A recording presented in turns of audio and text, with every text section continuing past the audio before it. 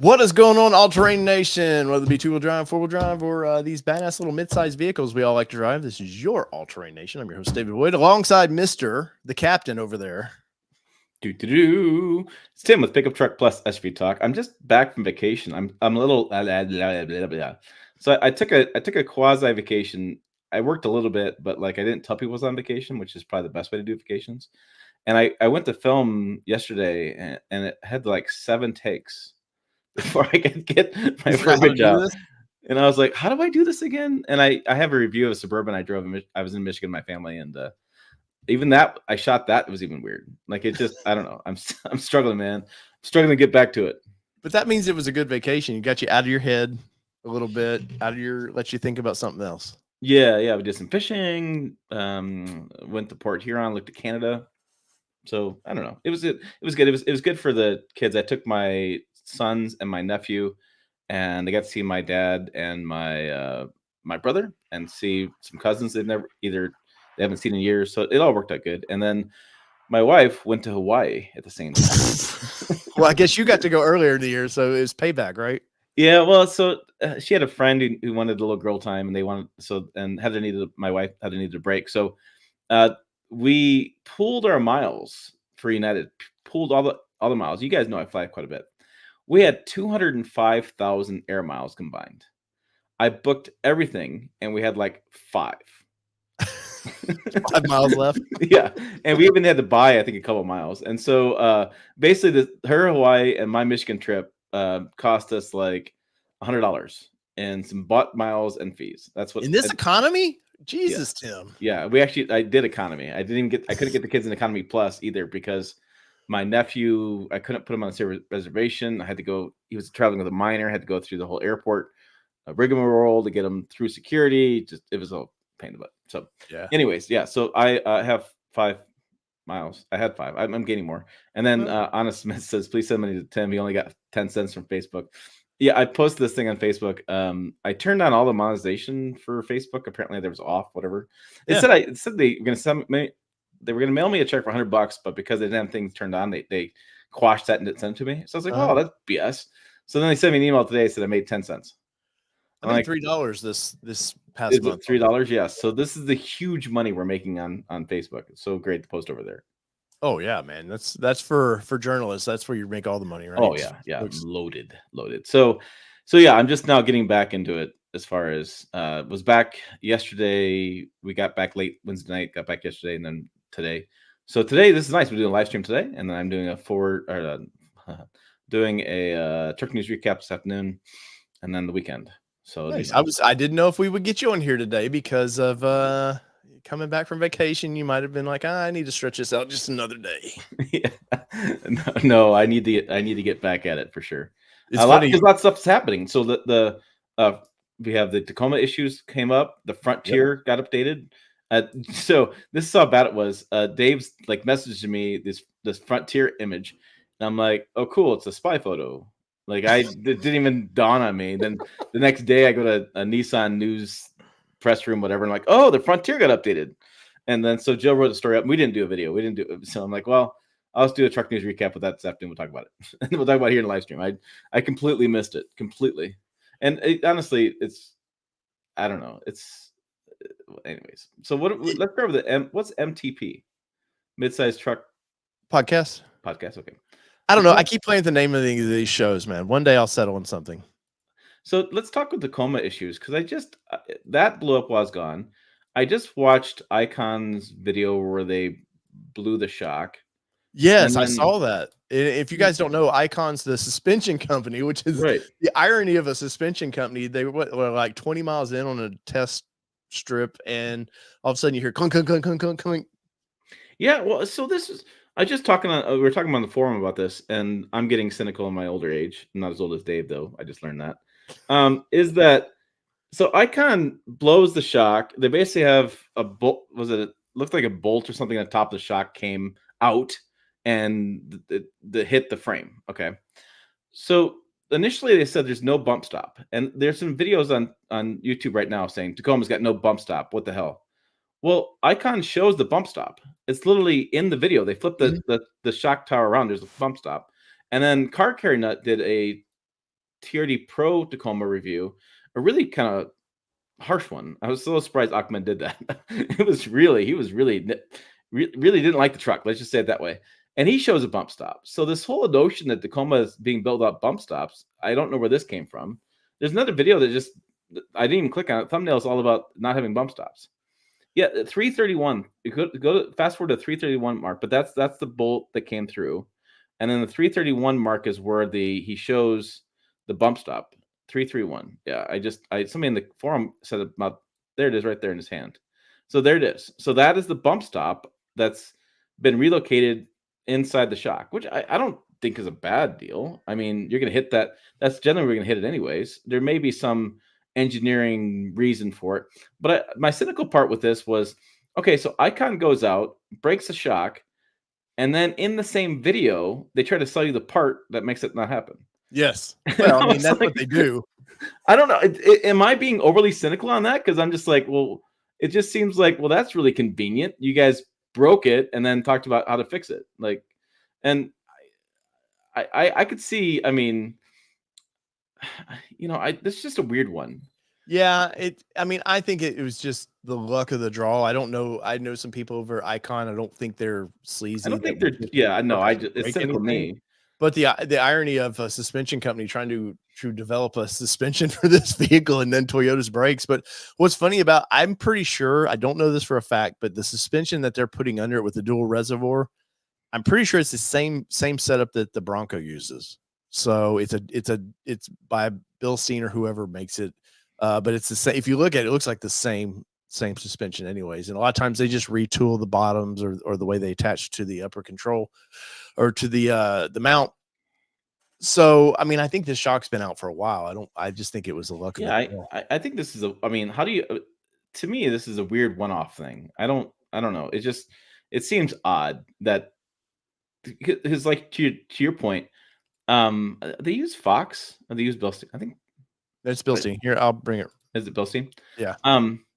It looks like the exact same. Yeah.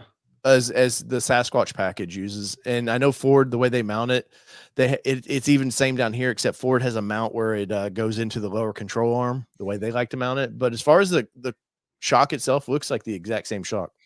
Yeah, and so people are saying, well, Toyota sucks and Toyota this and Toyota that, and yeah, I mean, you can say that, but to me, this is a Bilstein issue. Yes. I mean, I mean, companies have them tuned per what they want. But as far as, it's not like Toyota's in there building these things by any means. Yeah. Now, Tyler points out the car care nut showed a really shaky hood video on the Pro. Yeah, that wasn't good. That's a Toyota engineering issue. That's a problem. Yeah. Here it shows them testing it, and yeah, they're I forget. I watched this video there. I forget how they're testing it. How many strokes of 50, something like that. Yeah, it's not replicating a high speed, but yeah, I mean, I don't know. It just was kind of weird to me. And so the question is going to be like, is this going to blow up and be a bunch of thumbnails again, or is it going to be like if you like truck porn? No. If you scroll over that one more time, is that the icon thumbnail? Yeah. The thumbnail itself. See that right there. No bump stops. Now this is the next video. So yeah, but I mean, what? Why do you have one video that shows? I have two videos now that show bump stops. And this guy is saying there's not a bump stop. I don't know this. I don't know this. I haven't watched this. There it is, right there. Yeah, it's right there. And they're braking off road. And now they're well, it's misspelled. That's weird. I don't know. I'm not up on grammar as much as I should be as a writer, but that doesn't seem right to me. But it's also like, and now they're braking off road. We have one. And the other thing that's interesting while I was on vacation was the Tacoma transmission story that I did last month or 2 months ago, whatever deal. The Drive picked it up, and then was the Drive or Motor One car picked it up, and then they referenced me, which is great. I finally got a call out with the right channel name. People can't understand and or plus, and then Car and Driver picked it up. Well, that's a GX 460 guy. He's been on my channel. He's like a nice guy. I just don't understand. And I see this though, paid spot. Like when you put, I know what you're kind of about. Like, yeah. I'm just surprised. I'm surprised you did that because I've seen 2 videos now that show bump stops. So I'm so confused. Um, I I'm confused about that. I'm also confused. So it's the transmission issue. Somebody said they went on NHTSA .gov and they found there's now 12 issues with some of those Tacoma transmission issues being replicated. Well, And we so got I'm no like, bump stop video, transmission's failing. He fixed this. If you're like, I'm not going to put a lot of personally. I'm not going to put a lot of. I'm sure they're great videos, but I'm just yeah, yeah. he's It just looking for seems odd. views on that. So right now we have 12 confirmed cases of transmission issues, Is this a new but some are transmission duplicated. for? Is this a new transmission for the truck? No, it can't be. And the transmission's built by we don't know who officially builds transmission. Right. But Toyota does, I mean, this it's just weird. It's like it just Well, so the previous had a 5-speed, and this is an 8-speed, right? yeah, this is but it's not like a new ground up first time. I mean, come on. Toyota's Oh been yeah, using transmission yeah. for the engines, as Car Care Net pointed out, the engine's been used in different vehicles as well. So I just find it very interesting. And I think that it's some lingering, I'm going to call it frustration over the Tundra redesign and Tundra issues that are adding fuel to the fire for the Tacoma issues. Well, so shouldn't that worry Toyota a little bit because the truck, and I'm not. My next vehicle is going to be a 4Runner, so I already know what my next long-term review vehicle is. So I'm not like anti-Toyota, but I'm also not pro. A lot of people think I'm a Ford channel, and I'm not a Ford channel. It's just they've done a lot of fun, so that's where I followed. And now I'm going to Toyota because they're doing fun. But do you think because the initial response to the full-size truck was like, meh? And I know a lot of people like Tundra Dude 34, they love the new truck. TRD John loves the truck. I've done 2 reviews with the TRD Pro and the Tundra. I find it to be a great truck. I've said many times that if I was buying a full-size truck, that would be my full-size truck because I like that truck a lot. But do you think it's just the audience, it wasn't what they wanted? Now we've said many times, hey, these truck manufacturers are just making mini versions of the full-size trucks. People are already turned off. They were hoping for something different. They didn't get it. Now it's a really slap in the face, a 4-cylinder, which I've driven the truck. I wasn't impressed with it, but I wasn't like disappointed with it either. It does truck things. And Toyota has a history of never being the most horsepower. They don't follow that trend. They just do what they do. But I think people are really disappointed with this truck. And I think now it opens that door for when little things pop up that might not ever be covered. Now it's a big deal because it's Toyota and people are pissed off with them. Yeah, I mean the brand's having a moment. That's for sure. I mean, they're having you have the cheating scandals in Japan as well that are adding fuel to the fire. And it's I think it was very accurate. Like I said, while I don't know if this video or other videos, but somebody on the forum said, if Toyota doesn't have reliability, they ain't got crap. Yeah. And it really is true. I mean, the vehicles, if you were to blindfold somebody if you're not blindfolded, if you take all the badges off something and you take 5 random people out and put them in a Ford Ranger, a Tacoma, a Colorado, a Canyon, and even a Frontier and a Ridgeline, I doubt that Tacoma would be on top for if you're just sitting there evaluating them one by one, especially because and Car Care Net was funny. In his video, he said the price of the Tacoma TRD Pro, I think 10 times. I think at least 10 times because it is expensive and it's a 2-seater, really expensive 2-seater basically is what it is. Oh, the TRD Pro definitely. Yeah. So but it's like I don't think the vehicles really stand out against competition. I think they're competitive, but I don't think there's one that I don't think they on a blind test, if you were, I don't think they stand out. What people like about Toyotas is their reliability. That's been. But did you see the latest Edmunds video with Emmy where she compared this versus she did the TRD Pro in the Tacoma, the Ford Raptor, and the ZR2. I started watching it. It was by far this was a 3rd place truck, and they did a drag race. They were in Johnson Valley. They did a little drag race. This truck I want to say was 2nd, but it was still really slow. Which these aren't drag. I like get caught up in it like everybody does, where I want a fast truck. And I bought the fastest truck, the Ranger Raptor. Thank you. But, yeah, I mean, I don't need it on the drag strip, but even off road, she just was not happy with it. And if you guys don't know who she is, like she's very respected for off road. Like that's her thing. Yeah. Yeah. No, I mean, Emmy's, I wanted to, I think I started that and then I got pulled away, distracted by whatever my life. And so I was, I'm telling you, I think if you sit down with people, there's nothing that really stands out on it, and I think that's a big problem. And so if you lose reliability, that's a big issue. I'm a little bit distracted because I'm a bookmark, which is cool to see on your list. Yeah. So, but that's no, the forum, buddy. Look, we click that and we go right to the forum. Nice. See how that works, Tim? Like we're at, yeah. See, there's a car carry nut conversation. We've been talking about it. 221 members, and then the GR Corolla claims being denied. That's another thing with Toyota. There's I got to read the full story, but apparently 2 GR Corollas burned down. And they did, and they're not wanting to. They're not wanting to because they said they went over 85 miles an hour. Right. What was interesting with that story is they also admitted they're actually tracking the data. So it's like, wait a minute. Yeah. Did I? To me, it's not about. I don't know if it's about the issue with denying the claim so much. For me, it's wait a minute. You guys are actually tracking the data, like you said you weren't going to. Now you are. So it's like, well, it's just like every good company. They say, oh no, this is just for safety purposes or whatever. We're not going to use this information. And yeah. I don't know. It is interesting the moment that Toyota's having right now, because especially owning a GR Corolla. That's a little performance car. Do you think I'm not going to actually use it for performance things? Well, my God, 85 miles an hour, like in places in Texas, is slow. You're getting past. Or Montana, where the speed limit is, I think, 85 miles an hour. Yeah, I mean, our speed limit I-80 is, I think in Wyoming, it's 80 miles an hour. Yeah, so like I don't know, that surprised me. So there's definitely something going on with Toyota right now, and I think people like to pile on because Toyota had been the reliability king. To me, it's always like the Yankees, right? So once the Yankees lose a few games, oh my God, the Yankees are terrible, and it's just the echo chamber gets really loud, and it's surprising. Yes. No, what with Toyota, man, I feel, because we both know management over there. They're very nice people. They want to trust me, and you've had many interviews with the designer of this truck, and it's not like they went, man, let's just build something chintzy. Like, it's just the luck of the draw, some of the stuff, bad PR. And when you're known for, people love to knock the guy on the top, they love to knock you down. And they've been on the top for so long, especially with mid-size trucks.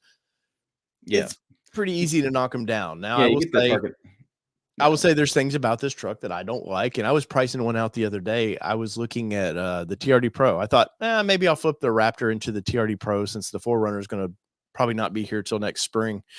And drive that around a little bit, see what I think. But man, $70,000 to $78,000 for that truck. That's not the best that it should be. And that's where I can dog Toyota a little bit when I said, hey, they don't play the horsepower game. But if you're going to do a high performance vehicle like the TRD Pro, which they sold, they've got their race truck out in the desert in that video showing the new truck doing race truck things. You cannot sell it as that. And then the seats were cool. But that should be an option. That shouldn't be mandated that I have to have those seats, because like you said, you can't get in the back seat of the thing. Forget it. Like if you don't have a newborn child, and then I'd hate to think my newborn child's back there with these metal pistons, in the seat. No. Yeah. And I think they'll, in 2 years, I think they'll remove some of this stuff. They'll pivot, but it takes about 2 years for these companies to kind of pivot. Yeah. No, I when I saw the Tacoma, I didn't care at all about the TRD Pro, and I still don't care about TRD Pro, because that's not something I'd buy. And even the car carrier brought it up in his video, and I brought it up, is that Trail Hunter. Like, to me, the Trail Hunter was the coolest version of that Tacoma. Like, that was the one I would buy. They should have just called that a TRD Pro. I'd buy that at $55,000. I wouldn't buy it at $65,000. That's just ridiculous money. And I was sitting with the engineer, and him were talking about it. And I said, you're too expensive. The Toyota is flat out too expensive. It really is. Well, you know what this does? You've got a ZR2 Bison now that's about $65,000. You've got the TRD Pro that's basically $80,000. Ford's over there with a $58,000 Raptor that now seems like a budget vehicle, even though it's probably the most performance you can get in that size of vehicle. You know what Ford's going to do next year? They're going to go, oh, that's $65,000 now. Raptor and they're forcing their hand at this, because for Ford, they don't want to sell a ton of Raptors. I mean, they do, but it's kind of a halo vehicle for them, and now they're priced too cheap. I broke a story where they're looking at bringing the trimmer package for 25 in for the Ranger, which people love the trimmer package. But where do you put for Ford? Where do you place that? Because you've got their Platinum, which is mid-50s. You've got a Raptor now that's 58 to 60. Where would you put a Tremor in that? The Tremor should be cheaper than the thing is the good about the Tremor is it should be cheaper than the Raptor. It really should. It should be. It's a poor man's Raptor, but it's actually not so much poor man's Raptor. It's the right equipment for most people. Like for you on a daily basis, you'd be for your needs. Tremor would probably fit your needs just as well as Raptor would. Right? Yeah. I mean, and for me too. I mean, I don't do this whole image of people going out in the desert for multiple days and driving like a badass all the time. Yeah, you do that occasionally, but I don't think that's something that I want to have a lifestyle vehicle that does that. I'm going to take it out and do something here and there with it. I'm not going to go out there and beat it up across the desert, especially a brand new truck. I would take a side-by-side or a cheap dune buggy and beat the crap out of that and have my truck sit in the campsite. I've thought, because I'm more of the off-road guy than you are, I've thought of that many times of like, oh, I just should get a side-by-side, but damn, dude, they're $45,000 to $50,000 now. Like, you stop. Well, you got to stop looking at the most expensive thing. No, but I know my need. I know my needs. Champagne needs for the beer budget. Oh, probably. But at the end of the day, I kind of know my needs of what I would do with it here locally, where I would take it to Windrock Park or whatever. So I don't want the entry level. And yes, I'm bougie, I guess. I don't want just the basic. I want the nicer deal, man. Yeah, and Doug's right. You can rent those side by sides. Up in the Black. Have you ever rented? Have you seen the price to rent them though? Yeah, I rented one up in Black Hills. Ooh. Yeah. Well, I mean, I didn't have to transport all the way up there. It would cost me that much in gas. I mean, that is a great point. But yeah. I can't believe though you would say people don't actually use their expensive vehicles to do fun things, Tim. I mean, look at this. I'm racing. Mm-hmm. There I am beating Kelly. Like I did things with my Raptor, man. Come on now. I mean, I could have done that in a Tremor too. Don't get me wrong. That's what I'm saying. That's all I'm saying is unless you have the helmet Hans device on and blasting through the desert like we did, a Tremor does just as well. So let me ask you this: how many times do you get stuck in the sand? Never. Not at all. Well, I mean, Johnson Valley was a nice. So if you guys don't know, me and Tim were in Johnson Valley back in April or so. We were testing out the Raptor R's. And I did. I didn't get stuck, but between me not understanding the sand, how to approach it, and the nanny features of the truck going, whoa, no more power for you. Yes, I had to back up and try it again. But no, I did. I'm sure you've been to Silver Lake before. The big, what they call test hill at the entrance, that big hill. Dude, the truck went up at like nothing. Yeah. I was so impressed with the Raptor after hitting sand with it and knowing like this is, if you live near this stuff, this is the truck. Buy it. If you want the coolest truck, definitely buy it. Like you were just saying, most people, the rear lockers more than plenty. You don't need it, but for this terrain, I was very happy to finally get the vehicle out and do with it. And I kept it in Baja mode pretty much the whole time. Baja mode is so much fun. Yeah, Baja mode's the best. Yeah, no, I mean, if you're gonna do that stuff, I can see it. I just, like I said, most people just the Tremor's fine. Here we go, Dave. Underscore wants to know, what are the weaknesses or failure-prone areas of the Ranger Raptor? I know that's a common question people have. They're always like, "What's wrong with it? What I have to fix?" And it's like, well, there is a I don't know if I have a hold on just a second. I think I have a picture of this.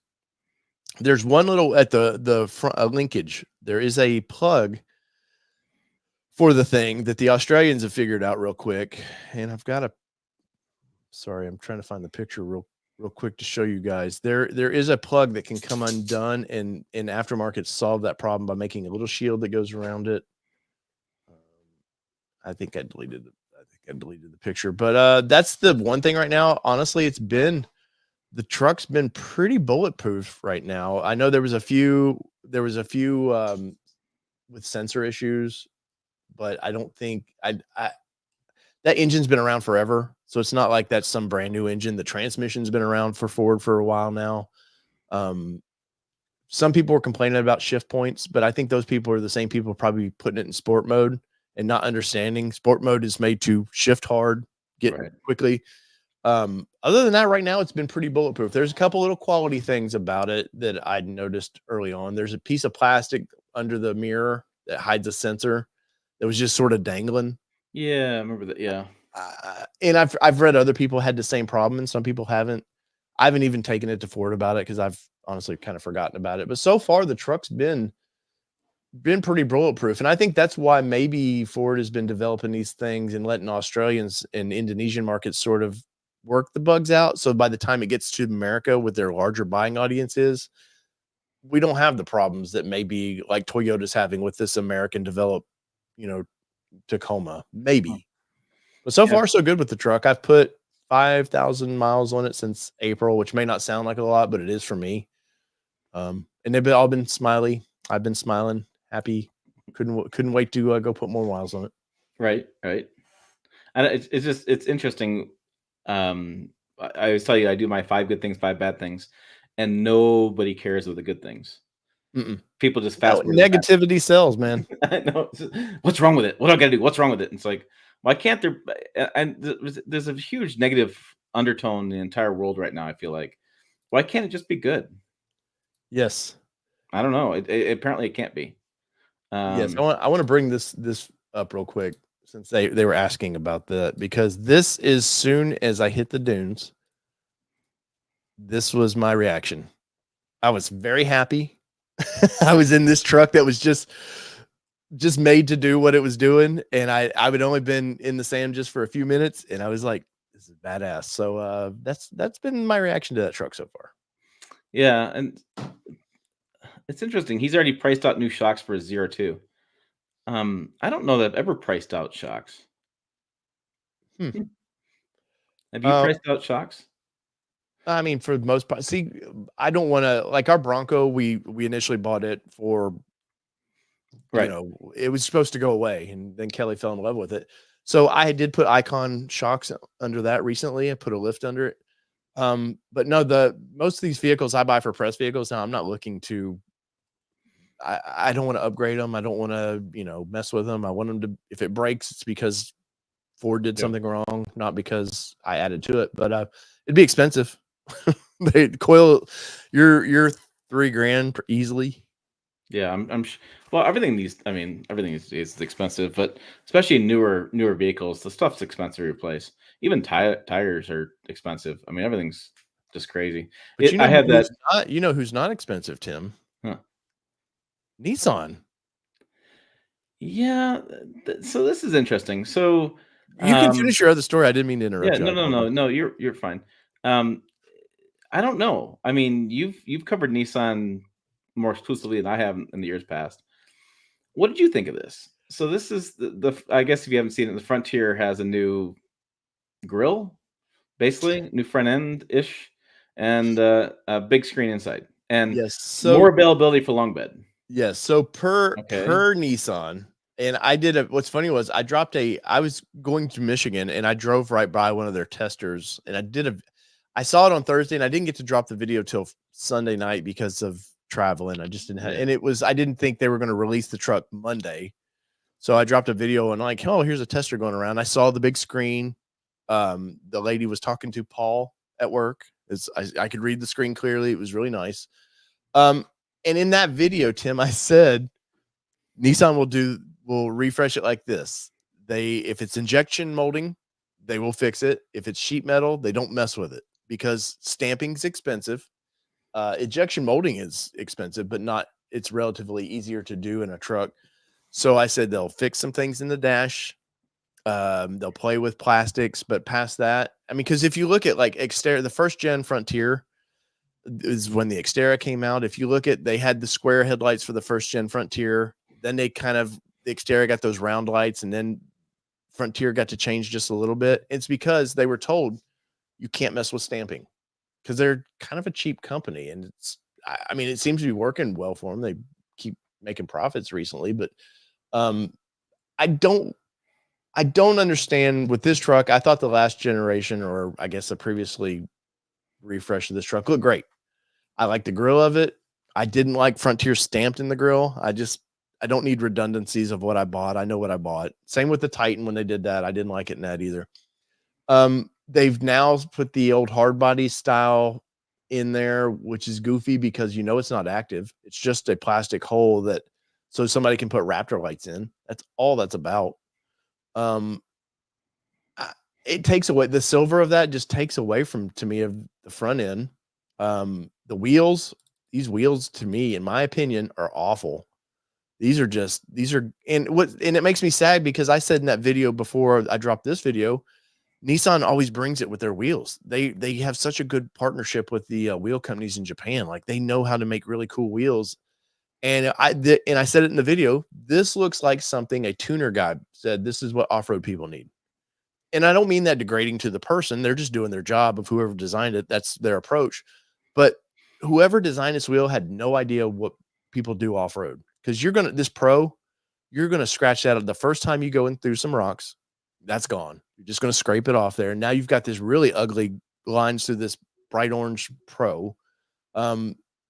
The wheels, they don't look inspiring to me. This, like, we have these gaps through here. Suddenly you have this, there's no feng shui, there's no balance to this thing. It's I don't know. And then these Hankook tires, these whatever, I forget what they're put on there, something Pro. They don't look off-road at all. And this is the Pro 4X. This is the truck. They don't look knobby at all. And I dog Toyota for the Goodyears, the Wrangler ATs they put on there, but those tires, at least the outside looks aggressive. Yeah. These just, I don't know, something about it. And the interior of this truck, which I really like, except for one thing, and that's this goofy front. This looks like somebody went to AutoZone and bought the letters, because it don't even in the picture, it doesn't look straight.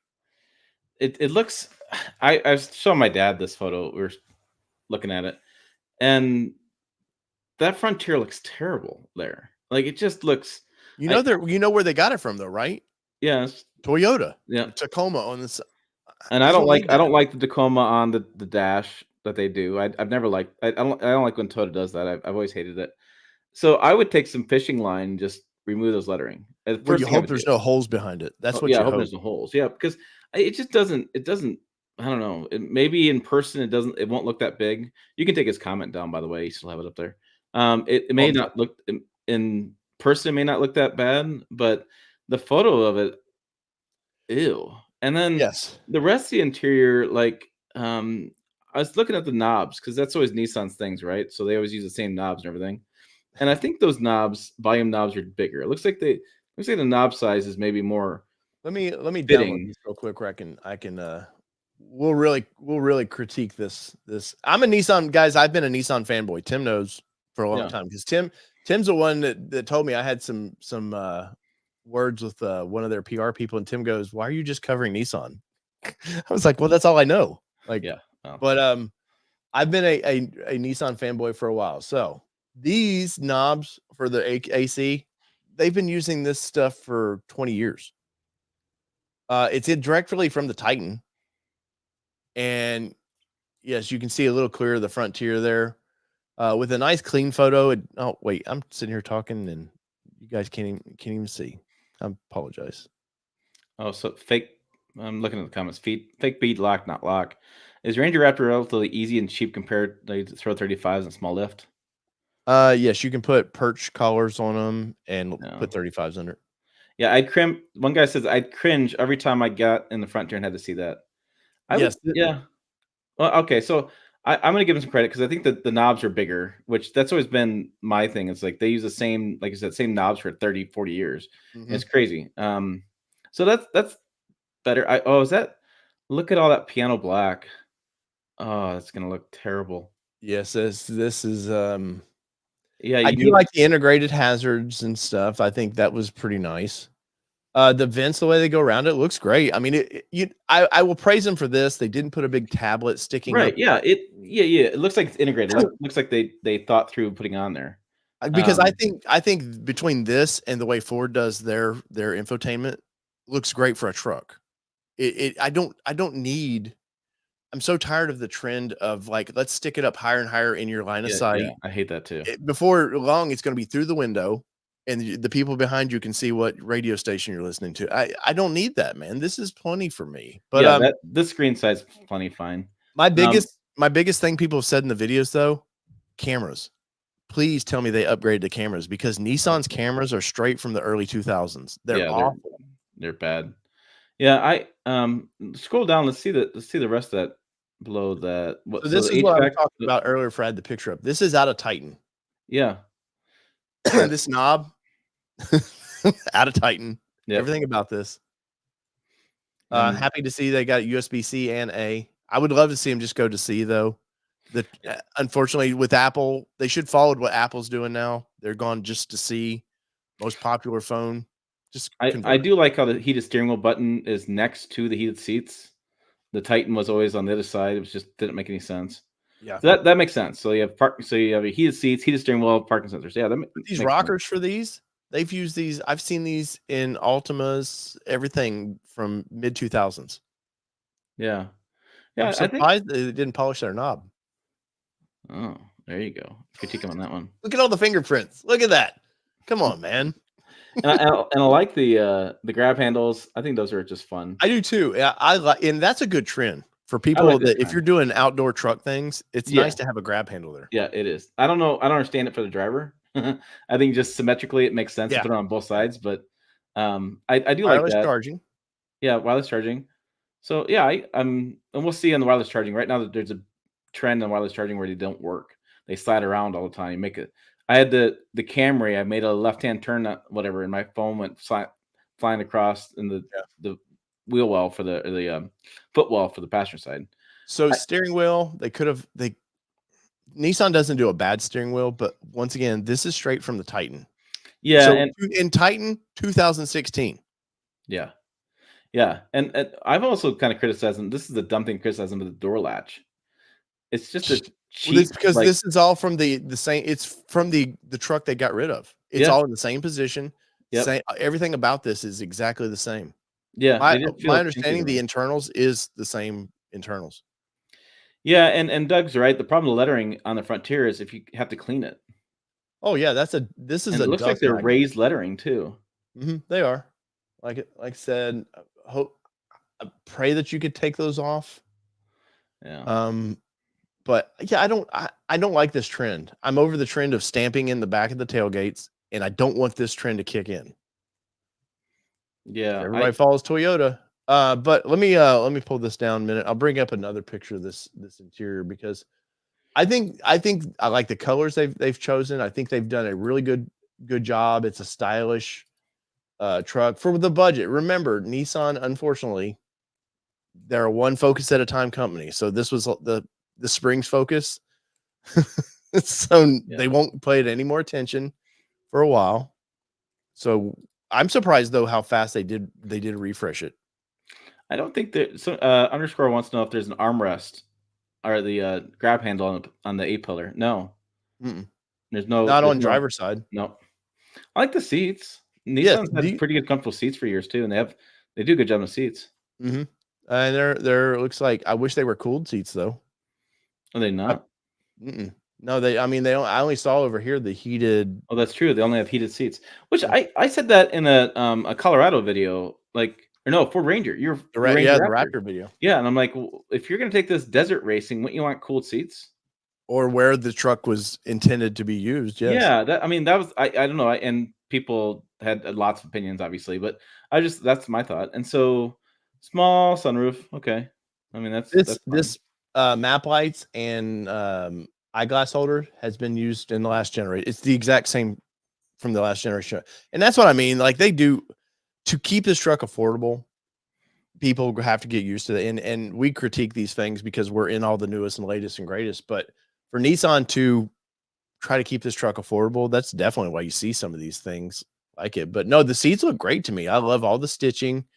I remember right, I criticized them in the previous version of this that they didn't carry it through the back of the seats. So I can't remember let me see if I can find a picture. I believe in the previous generation Pro 4X that you didn't get, they don't have any pictures of the back seats, but they didn't carry the theme to the back. So you had stitching in the front and the backs were just plain seats. Yeah, I agree. I don't like the overall front end look. I'm not so sold on that. I like some of the interior stuff they did, and they gave it a lettering. I think it'd be set. And it's interesting that they expanded the variety of trucks you can get with a 6-foot bed. You know why I think really that is? I don't think that was because they wanted to. Why I say that. Why I think they did that is because Xterra is rumored to come back. And Xterra is going to take the longer it's the same frame. It's just it was on the long bed truck frame is what they did. And I have a feeling that's the only reason why that's an option. I could be wrong. It's just speculation. But I have a feeling because they have something coming that they need a longer frame. It could be. Definitely could be. Overall, though, I mean, the cool thing about Nissan is it's an honest to God truck. It doesn't pretend to, it doesn't do flashy things. There's no crawl control features. There's no, yeah, it's got the features you would probably most people would use, and Nissan actually, people don't always know this, but the Frontier is neck and neck with the Tacoma in reliability. Yes. Of course, I think part of that is when you built the truck for 15 years at a time. Yeah. Like you said, you're surprised how fast they updated it because last generation, I mean, it had been out for a while. From 2005 to 21. Yeah, that's a long time. Yeah, but also, I mean, it's a good looking truck. I would ditch the wheels real quick. I like this color. It's a popping color with all the black accents. Looks great. You would have thought since they upgraded the front, they're definitely bringing the hard body package. They're definitely leaning into that with this truck. I would have updated the Pro 4X. I mean, that could have not been cheaply. That's easy to do. Yeah, a little more. It looks like just a graphic, which it's a sticker because I've peeled many of those off. Yeah, I don't know. They've done the small updates. I'm not sure I like the trend towards a hard body look. I'd love to see them come out with a true hard body. Could be with the Maverick, personally. But yes, yeah, I seen your comment today about that. Yeah, it's like I'd love to see that, but I don't know. Nissan keeps doing what they have to do to keep selling that truck. I think is the best way to say it. I'm surprised the powertrain didn't change. Like in today's world of emissions and CO2 and stuff, I was surprised that the powertrain is still the same. And I think they probably want another couple of years of that powertrain to get R&D costs out of it. Well, they definitely. I mean, and Nissan is the company you want to use turbos. They know turbos. I mean, all your tuner cars from the '90s, all turbo. They know that. Last thing I want to beat this thing up a little bit though is I'm not big on this plastic tailgate. They're bringing this in from that hard body look. Less is more sometimes. I like how it did kind of encompass the badge a little bit, but definitely there's hard body vibes to this truck. Yeah, I don't like the two colors on the bumper. I think I would like black all the way across. I think because then you're looking at it more. You're like, oh, what if one scratches, the other doesn't? I don't know. You're looking at it closer. I do like the stamped Frontier in the back. I like that it's not colored in. Although I did see in Michigan, some guy had a Silverado. It was blue, and he went and got some silver, like a really nice silver color Silverado lettering. And he filled in his lettering, and that actually looked pretty good. That actually popped pretty well. They make kit like you can buy them from the factories where they do the lettering. Yeah, this guy had done it, and I do like that, but I like you have some choices there too. But to me, it just needs a wrap. Like the entire truck to me needs a wrap. It just needs a cool wrap that just wrap the whole thing. Yeah. Well, I think they'll do well with it, and I think ultimately for the company, it was smart to go ahead. You've got too many competitors now that are new mid-sized trucks. Clearly, Toyota is always the dog. They're the top dog, whether they have problems right now or not. They're still leading the pack. But sales figures, I think it was like 20-some thousand last quarter for Tacoma. I think Nissan was pretty close to it. I think Chevrolet was second, but then Nissan and. Surprisingly, the Ranger has not kicked off. I don't understand that. I mean, here I own one, but I'm surprised Ford. They haven't. We're into quarter 3 now. 2. They've got enough sales figures out there now, but Ford just doesn't seem to really advertise the Ranger. You think it's because Maverick does so well? No, I think I think Ford wants the F-150. They still want to focus on commercial. So looking at what's interesting as Ford was I was reading the earnings guidance or their earnings reports, whatever. And these numbers are staggering. I'm just going to round off the numbers, but basically they made $1 billion on consumer. They made like $3 billion on commercial. They lost $1 billion on EVs. That's basically what they did. And so only $1 billion. If you take the consumer and EV and kind of cross stitch out, they really only had the commercial was the way they did business. So that's where you see them put all their focus in Ford Pro, which is a commercial business, because they sell so many commercial vehicles. So I don't think they have the marketing budget for Ranger because they don't care about Ranger. They care about commercial. And that's where like we own work and made Ford built proud or whatever that they're saying these days. Yeah, I found the picture. This is the one little thing you have to fix on the Ranger Raptor. You have to put this little cover over a sensor and it doesn't unplug itself. So company sent me that for free from Australia, and they're like, hey, you're gonna want this. And I was like, cool. Yeah. So I mean, that's very small. I don't know. It seems that they just they haven't supported Ranger since like 1990.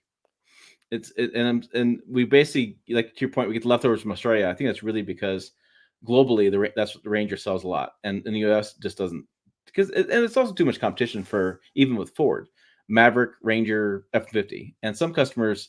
I had a guy the other day ask me the difference between Maverick and Ranger, and I was like, well, the Ranger is much bigger and taller, and it's a whole different. But for me to get that question was like, okay, that means a lot of consumers don't get it. Well, if you look at them side by side, though, it's not that much smaller. No, side by side, the Ranger looks taller though. Yeah. Oh, 100%. Yes. Yep. Yeah. And then Evan wants to know about, are people still waiting for the 2.7 Rangers? I haven't. I got an email the other day. The guy wanted to know if that 2.7. I should ask you the question. I want to know if that 2.7 Ranger was going to be the same one in the F-150. And I'm like, well, they offer a 2.7, and they did in the Edge, they did in the Bronco, right? They did in the Ford F-150. So to me, you can't say it's going to come from this one vehicle. It's an engine that Ford has in a lineup they use in multiple vehicles. I was told though that so it'll be the same 2.7 they use in Bronco, and I was told, and I don't know this for a fact, but that it is slightly different than the 2.7 that they put in the F-150. I could be wrong though. Yeah, that's what I want to know. And so far, I haven't seen much information from that. They announced it in the press release at the first drive event. They didn't even have it available. Wasn't even sitting there in display. And I haven't yet to even hear them talk about coming out with it. Well, there was so 2.7's been under production delays. They were, and that's across the board. I mean, they've had some issues for what, I don't know why they've had some. I think that I think they've changed plans is what I think they've done. And this is once again just kind of understanding the company. I think they want to go power boost, and I think they want to use the 2.3. Do a power boost version of that 2.3 that gives you the 2.7 kind of numbers. And I think you'll see it because they've announced it, but I don't think it'll be for long. And I have a feeling even with the Bronco, I think 2.7 goes away. And I think they'll leave the 3.0 for the Raptor, and we'll do a 2, much like Jeep. You do the little 4-cylinder, and you can do the 4xe version, whatever Ford would call that, and that's all you get. Because I mean, I don't care what president's coming up, you still got emissions to deal with, no matter what. Yeah, and globally, I mean, a lot of times the decisions are made globally too. I mean, you can't build like one engine for the United States only. That's really difficult. And the 2.3 is a good for the Ranger. It's a good engine. Yeah, when I drove the 2.3, I thought, hey, this is great. I didn't have any. It wasn't a wow powertrain, but I was like, it's fine. And I love what Ford's doing, the power boost. I mean, the power on board. I've waxed poetically about that thing for a long time, and I've had a lot of people in the comments come back and they said, yeah, I bought one based on Tim's feedback on this. I freaking love it. And that's what my issue was with Tacoma, and the Tundra is still, why do they have such a crappy power on board? They don't have anything, and they even have a hybrid. Like, if I have to go hybrid, give me something more beneficial than just more horsepower and torque. Because I don't care about that. Yeah. So Luke says, I watched a video that is right on national availability. The Ford Ranger is around 5,000 units. Auto Trader has over 15,000 Tacomas. It doesn't seem like Ford wants to sell a lot of Rangers. I know they crank them out. I know people at the plant. It's not. I did a tour of the plant a couple months ago. I seen plenty of Rangers going through there. I think for Ford's issue too is the Ranger doesn't need to be built in that plant. So if you guys know where Michigan Assembly Plant is, it's historically the Bronco plant, but it's a small plant in the scheme of things now, and they're cranking out Broncos like crazy, even though sales are slowing on that. I think that's such a dominant vehicle for that plant. Maybe they just can't produce enough Rangers to make volume. Yeah, I don't know. I guess if I'm the Ford CEO, if I'm Jim Farley, I probably don't care if I'm going to build that many Rangers. Yeah. Because the profit margin's not, I mean, to me, it's like, I'm going to build as many as I'm going to build and I'll make the money and then move on. Right. So, I mean, it's not going to be, they know I've told people this with Toyota's viewpoint, like Toyota could be the best selling full size truck in the market. They could be, but they have to spend billions of dollars to be the best selling truck in one market. Ford dominates the full size truck market. Why would they spend billions to be the best selling midsize truck? It doesn't make a lot of sense. Yeah, Evan says the plug-in hybrid Ranger is coming to Australia, the EU market, in some regions maybe next year. I don't see it. I plug in anything to me is just dumb. If you want to plug in, get just an EV. I don't understand the plug-in. I've done time with the 4xe stuff with Jeep. You don't. Yes, you go. Oh, I can get up to 40 miles of free range. 40 miles is not a lot of mileage. If you look at what you drive daily and just on a Saturday, look how many miles, if you're in town, that you're putting in, you will put over 40 miles on that real easily. And then you lose a lot of performance. I'm just not a big fan of plugins for me. I would rather see the power boost. That's the smartest way for a truck. Now cars, completely different story, but I don't see the benefits of plug-in for a truck. I think the power boost is the way to go. I know a lot of people, like Doug's pointing out, that I think people like the idea of plug-in hybrid. I mean, my dad does. I mean, my dad talks about all the time. Do you think it just makes them feel good though? I think a plug-in hybrid makes sense on paper. But I think that after you and I have driven with these and lived with a plug-in hybrid for a while, in real life, after a week, I just don't plug it in anymore. I mean, I'll plug it in the first couple of days. I'll do a range test. I mean, all kinds of stuff, driving around, whatever. And then I just don't care about it anymore. Like, it just doesn't. And especially because, the vehicle's getting better fuel economy. So really, the 40 miles of range, I'm saving like $2, $3. I mean, depending how much gas is that day, and I'll do the numbers together. Depending on where you charge it too. If you do it at home, like as you should on that, you're saving some money. But you go to plug it in at the mall. Yeah, you're not saving it's money. Expensive. Yeah, and then you have the issues, like you said, where you have additional weight. Like, you're adding the battery and the engine, so you have a heavier vehicle. Payload goes down, towing goes down, and the expense goes up. So to me, the ROI on that doesn't make a whole lot of sense. You'd have to commute a lot and plug in. It's like diesel. You remember all the truck guys want a diesel. Oh, I want diesel. I want the power. Oh, the fuel economy you get with diesel. But you figured you had to own it over 10 years to break even. Yeah, it just depends on the truck. Yeah. So EVs a lot like our plug-in hybrid would be, in my opinion. Remember, these are just our opinions. Like I said, I think they make for some consumers make a lot of sense. For me, like towards the end of the week, I just don't plug in anymore, and I just don't even bother. I mean, and I don't know. And for like this, I get it. And once again, there is a truck for every butt. There's my needs, my daily needs are different than yours. So, for my lifestyle, I don't understand it. But what I do understand, Tim, is kind of final topic here is I didn't see you here. What was going on? This is the Maverick launch. And I did see Jill, though. Yeah, Jill went. And I made sure you would like this. Jill was like doing Jill things, frantically running around, because me and Jill were the last to leave the building. Yeah. And it was fun to watch Jill operate because she's chaos. You see her on live stream, that's Jill. She's just like this all the time. And because she's in her mind, got what she's planned out, but she's running around snapping pictures. I said, Jill, would you like me to get a picture of you in front of the vehicle? And she's like, no, I'm all right. And then she goes, oh wait, Tim would like a thumbnail for this. She goes, he's always after me for a thumbnail. And I was like, I am. See, See? Yeah, Yeah. she's like she messaged me the photos or the videos and stuff. She goes, the only reason the thumbnail is there is because Dave was there. And I'm like, hey, we got a thumbnail. So no,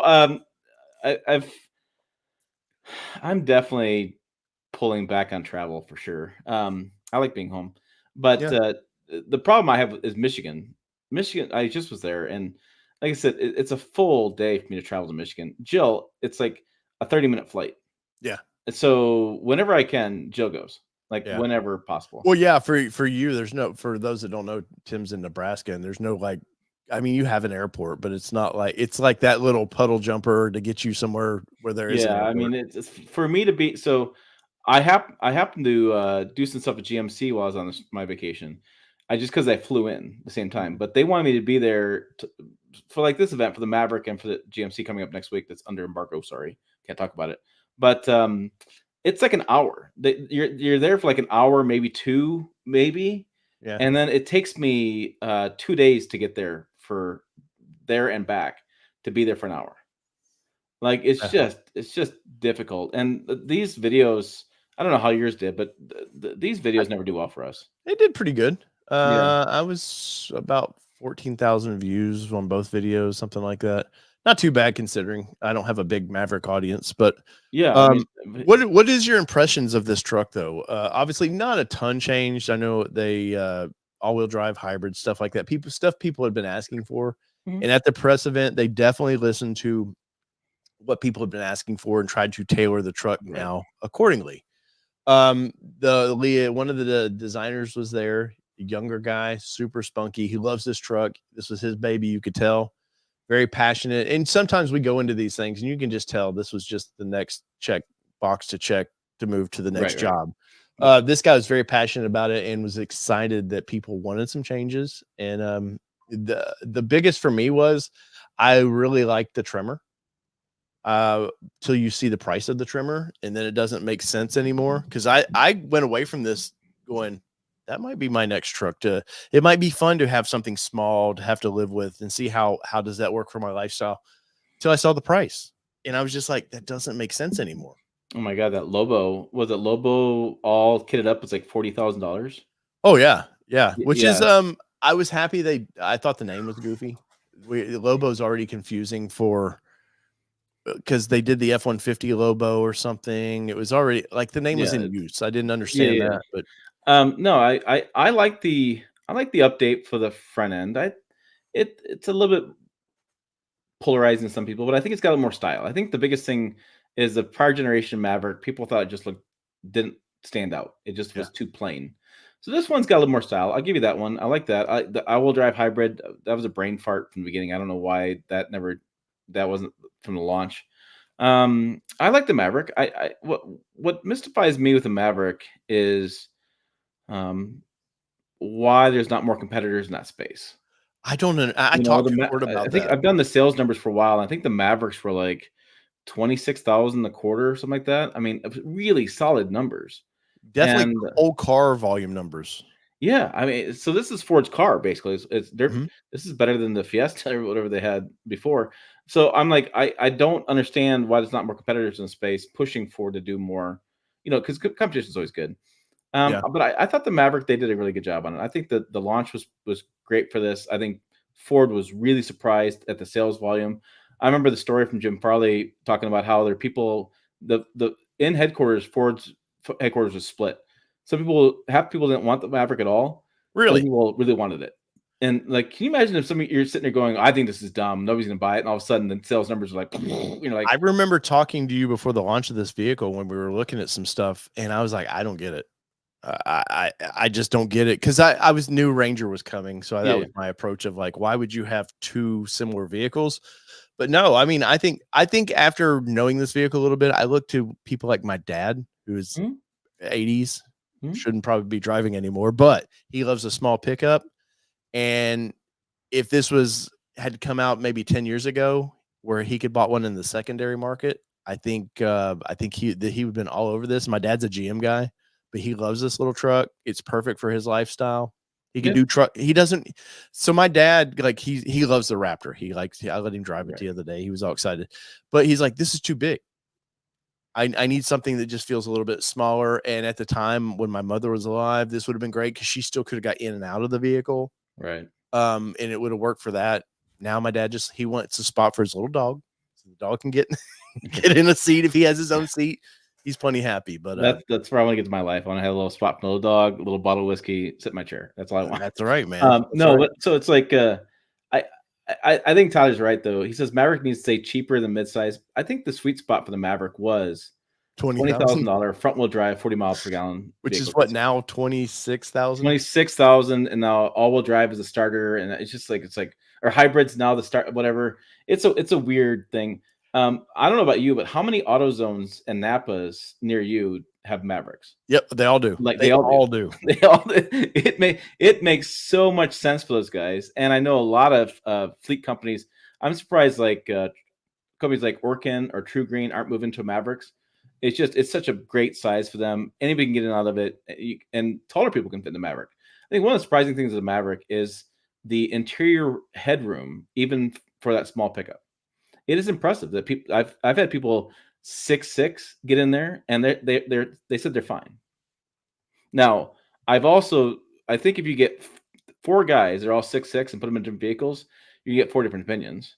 I have learned this. I've learned that tall guys have lots of opinions and how much room they want around their head. Like some people will put their head against the top of the roof and like, oh, I got plenty of room. And I don't know. My biggest takeaway from that truck though is the interior colors. They're awful. I love the new sand colors that they have for the doors and stuff, but they have this ugly navy blue for the center console that doesn't go with anything. And I looked at the trimmer. They had this beautiful sand color trimmer. Looks very truck-like, the interior of it. I love the new digital readout, nice screens, the bigger screen, class leading according to Ford for the new infotainment center. Looks great. I go, okay, I could live with this. But then I look down, and of course the lighting wasn't the greatest in the building. And you look down and you're just like, oh, that's kind of ugly blue. Like it doesn't go with the orange of the accent colors for trimmer. Like I don't know what the interior guys were thinking of that, but that really took me away from, I came back going, I don't need that. I don't want to look at that. I would beat myself up over that. Yeah. It's funny how trucks are so complex. There's always one little thing. Yeah. It's just, it is interesting how it looks. It's always one thing that pushes you off or turns you on to it. It's interesting. Like I said, when I drove the Maverick I think we were in Nashville when that launched, and I remember I was aggravated. I was like, I'm in Nashville. Right? You don't call me. And I'm just like, I just thought it was perfect. I thought it was a home run when they built it. The problem I see now is pricing is keeps creeping upwards and keeps getting more and more expensive. And I am surprised because it's made in Mexico, cheaper labor. Obviously metal still costs what metal costs. Wiring still costs what wiring costs. But you would think, okay, they're saving some money. Why? Well, I don't understand how in 3 years it's jumped from 20K to 26K. And you're not getting a lot of, there's nothing really that new about this truck. Yeah. There's front end. There's nothing. Yeah. It keeps going higher. I remember the same thing happened with Ford Lightning. Remember that they came with this, it's 49,000, whatever. And I said in a few videos, I was like, that's a 1 year only price. It's a lost leader for them. And then now you look at it and it's like 60, 70 for the same truck. It's like, well, so midsize in general. I remember the Frontier. You could get the 4-door Frontier, 28K. Yeah, that was a nice loaded vehicle. And 8 years later, that same vehicle is now 30 to 40. Like I know inflation, yes, is what it is. Things are going to get more expensive, but it seems like with the auto industry always likes to go, oh, we're dealing with unions or we're dealing with this. It's just the cost. But guess what? They're all turning profits, man. And not just like, they're not just squeaking by with a little profit. They're billions of dollars in profit right now. So it's hard to be like, oh, that $20,000 truck, 26,000 as the little consumer. You're like, hey man, you're squeezing me to death here. Yeah. No, I agree. Truck pricing it's bizarre. I don't know how they figure this stuff out. It's just crazy. The pricing goes up, but then you get stuff like my RHO I have an order. It's going to be $30,000 cheaper than a TRX, and it's basically a TRX different engine. Yeah. So you're like, well, how'd you, what? How, it doesn't make any sense. So you're saying that engine was $30,000 more on top of it. Yeah. And the pricing you get, this is interesting. A guy posted on a Tundra is getting a new engine redone, and the dealer told him the price was $38,000 for the engine. And all labor and everything. And I was like, man, I said it was $30,000. Took a bunch of crap over that. And that was I know 38,000. I'm like, and I said, and I felt video. I shouldn't have even said the number because I'm like, we will never know the true number for the cost of engine replacement. You'll never know that. So people think that's interesting because people go, oh, well, the cost, yes, Toyota still has a retail value to that engine. Yeah. They have a department that has to show, like, I don't think people realize that, okay, Toyota has an engine department. Probably a separate company under the Toyota brand. They have to show profit too. They can't be, if they're not, things have to change. And so, yes, these engines, do they truly cost $30,000? No. But guess what? Insurance is a lot of times why things cost more, because insurance will pay more, unfortunately. And the little guy once again gets kind of effed on that. But it is what it is, unfortunately. And it's that I've been following your story on that because I haven't followed the Tundra too much. But what a mess, man. Oh yeah, I did a video yesterday about the resale values. My truck dropped $6,000 in 4 months. Well, I told you my Mustang dropped 12 grand. I know. You won on that one. No, I did that to myself. 100% did that to myself. But you guys go over to Mr. Pickup Truck Plus SUV Talks website. You'll learn all about it. And one day I'll be a real journalist and have words. I'll type words, poorly written words, and I'll do the same thing. We're redoing our website. And so scroll down the story. It's kind of interesting. Redoing our website, and our IT guy said to us, he says, what you may consider doing is putting the YouTube transcripts in the posts. It's more words, and you can download them. So it's interesting. I know I don't always talk very cleanly and clearly, but I had to edit some of the transcript because it was really bad. But I put the picture of the Carvana thing on there, and then if you scroll all the way down, you'll see the transcripts. So keep going. Yeah, this is the transcript. So I don't know how I feel about the transcripts. So people have said to me, well, I don't want to watch every video. I just want to read it. Well, here you go. But the transcript's not perfect, and I don't really have time. I'm amazed. Edit it. I don't know. So I did a video that me and you were privately talking about it, where Ford Bronco hardtop issues, and it's been an issue since the launch of this thing. Well, aftermarket's kicked in, but I'm amazed that people on Facebook, it got shared. The video is getting shared around a little bit, and somebody goes, I forget what he used for too long of a video, an acronym he used, and I was just like, are you freaking kidding? Like, we're such a TikTok society now of like, oh, I can't 5-minute video. Whoa, I ain't got that kind of time. I've got, 14 things to look at. I don't know how, I don't know. I don't, you're never going to please everyone, but also it's just really interesting. Longer videos, shorter videos. I get emails all the time from the people in China. I'll cut your videos up and you can do more with the short form videos. And I'm like, no, I don't want to cut things up. I've had the Chinese editors hitting me up like crazy here lately. Yeah. No, it's interesting. We should answer this question. Stack wants to know, when the heck is a compact midsize Ram coming to U.S. shores? When they get some money. When Stellantis is, as a brand overall, is in huge problems. Yes. They're laying. I mean, and if you've watched some of my Truck News recaps, Tavares has been tearing apart his U.S. employees, basically calling them. I think he's privately calling them names. I mean, his comments are. He's ridiculous. Not good leadership. It's things like that. I don't know if it's a lost in translation thing because English is not his first language. But yeah, he's. Woo. I fear for that. I fear for that because I love Ram and Jeep. I've always liked them, but I've said this many times. When you stack a bunch of turd companies that aren't profitable together, what do you expect is going to happen? And they're living off of Ram and Jeep as far as profitability, and the other companies are just awful. And then so the guy that leaded the awful companies now is, let me focus in on the American companies that are profitable. I know, let's ruin these. They have layoffs coming. Stellantis have layoffs that he's going to send the European plant managers over to tell those U.S. plant managers how to do their job. You got the union talking about the wiring's too short, which is they're trying to set just a unions You know, all mad about stuff. the Unions Japanese, you remember in the 80s, the Japanese learned real quick. You cannot come to America and force the American labor to work as the Japanese labor. Just culturally, that just doesn't work. They don't work out together. So what do you think is going to happen when your European ways? I think Volkswagen's experienced this a little bit with their plant in Chattanooga, where it doesn't necessarily work how you want it to work. Yeah, I don't. So, anyways, and the other thing too, they pulled out of the auto shows. They're pulling back from regional events we go to. I you get. I mean, I love the idea of a new Dakota. I really would. I think it'd be a hit for them. I think they could really do a lot. But at this point, Rams in a third CEO in 3 years.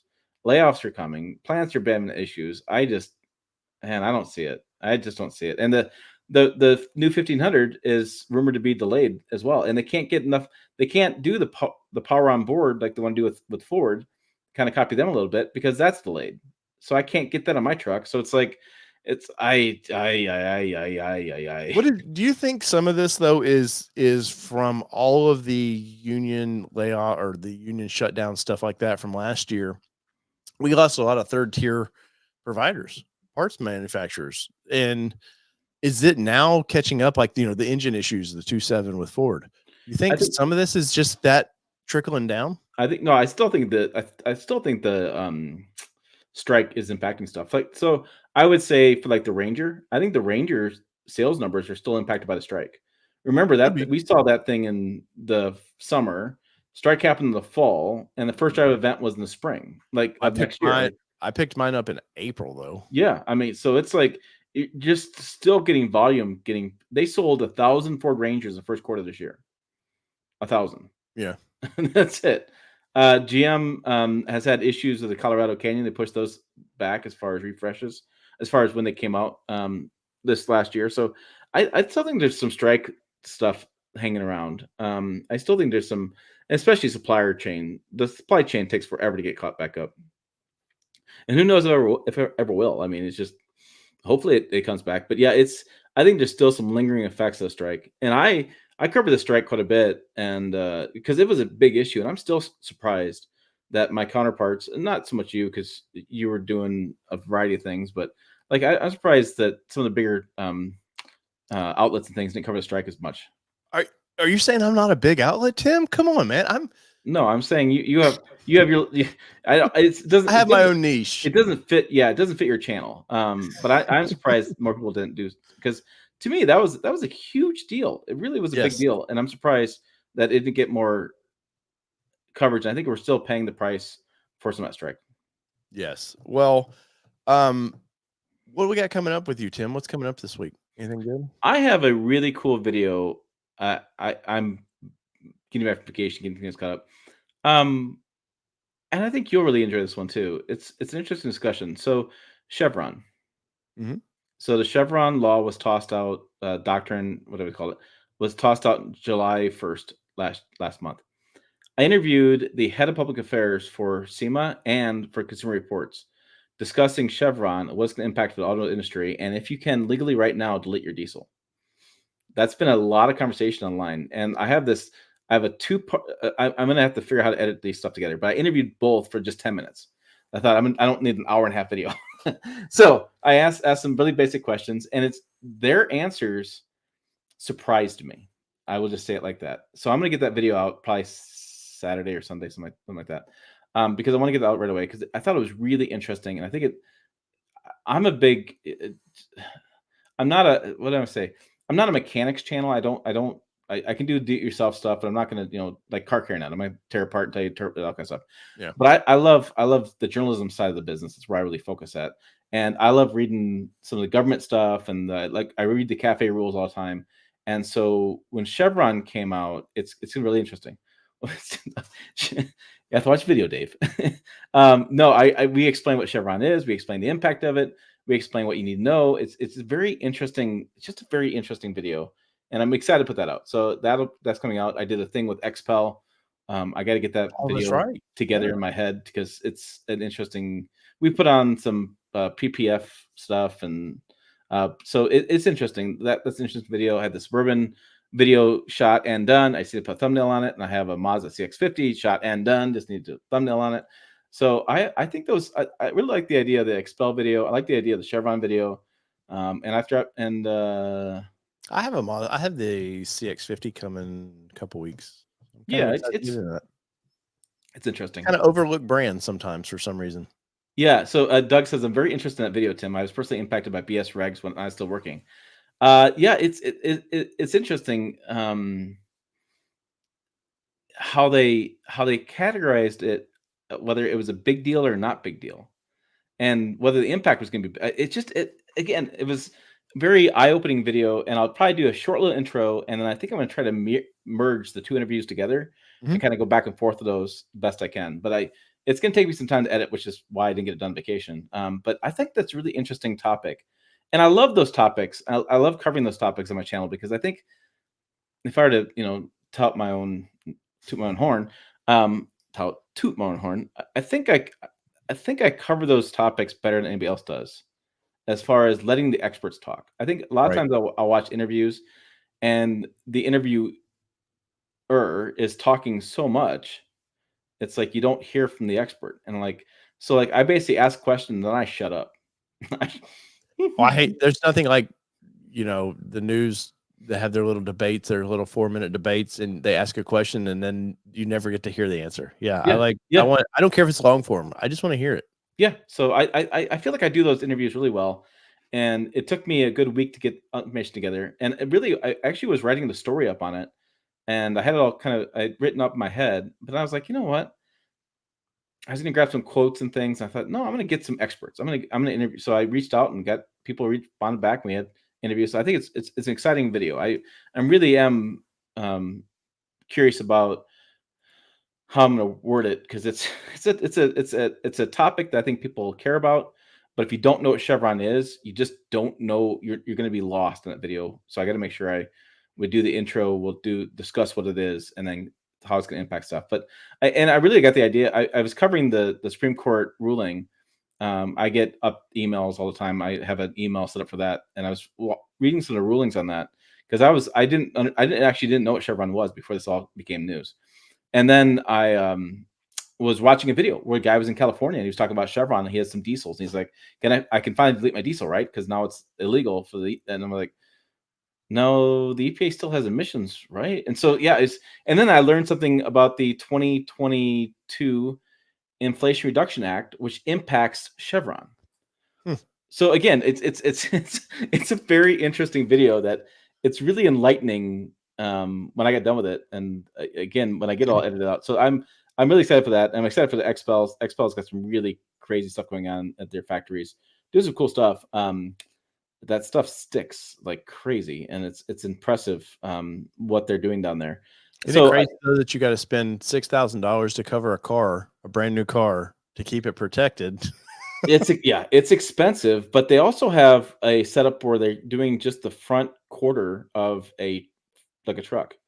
So you could just do the front fenders and like the hood, and you don't do the whole entire truck, just the areas where it's going to get the rock chips the most. And I could see it because then they said, well, the reality is you're putting this on, but your trade-in value is actually going to be higher when you trade it in, because now it's in excellent condition. So it's interesting, and they're a company that wants to grow, aftermarket company, and they're going to see we're going to see some changes happening. Right. Yeah. So Doug's talking about the Chevron more. There's some conversation in that video about some lawsuits are coming out over that, on whether the EPA has the right to even talk about fuel economy. And there's again, I'm excited for that one. Clearly, I'm excited. And clearly, Doug is. Yeah, I'm telling you, I love that about the channel. It's going to be a really interesting video that's not going to get 1 million views, but I think it has a lot of value. I think people like Doug are going to get a lot of value from that video, and it's not going to be like this. I was talking to some cousins recently, and they said, what's your highest view video? And I think mine's like 600,000, something like that. I don't have 1 million view video. I just don't. Yeah. But I'm okay with that, because I love the content I produce, and I love people like Doug talking about it, because I think those people really get really great value from that kind of video.